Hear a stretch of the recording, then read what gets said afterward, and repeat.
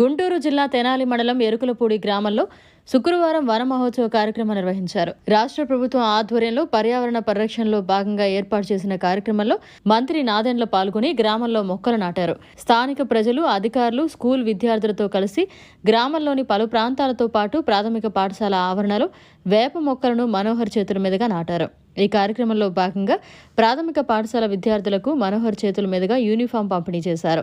ఈ సందర్భంగా మంత్రి మనోహర్ మాట్లాడుతూ డిప్యూటీ సీఎం పవన్ కళ్యాణ్ ఆలోచన మేరకు రాష్ట్ర వ్యాప్తంగా చక్కటి వాతావరణంలో వన మహోత్సవ కార్యక్రమాన్ని నిర్వహించుకుంటున్నామని అన్నారు.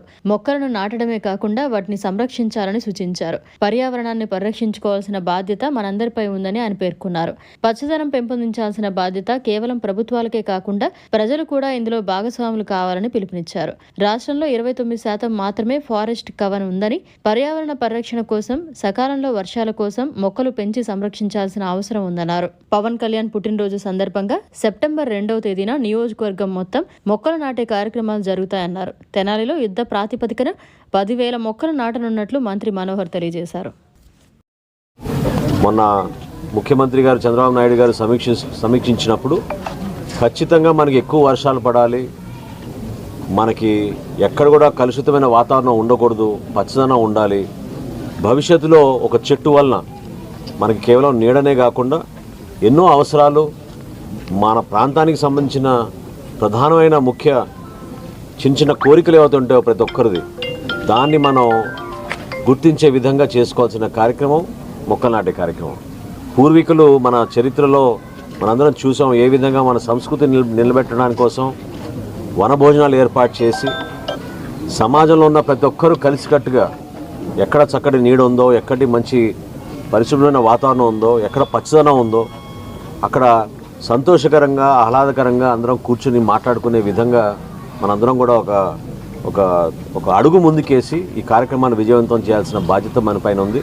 ఈ రోజున ఎరుకులపూడి గ్రామంలో చక్కటి కార్యక్రమం ఏర్పాటు చేసినందుకు ఇక్కడ ఉన్న అధికార యంత్రాంగానికి, సర్పంచ్ గారికి, రాజకీయ నాయకులందరికీ కూడా మనస్ఫూర్తిగా అభినందిస్తున్నాను. రాబోయే రోజుల్లో తెనాలి మండలంలో ఒక యుద్ధ ప్రాతిపదికన సుమారు 10,000 మొక్కలు నాటే విధంగా ఒక కార్యక్రమం రూపొందిస్తున్నాం.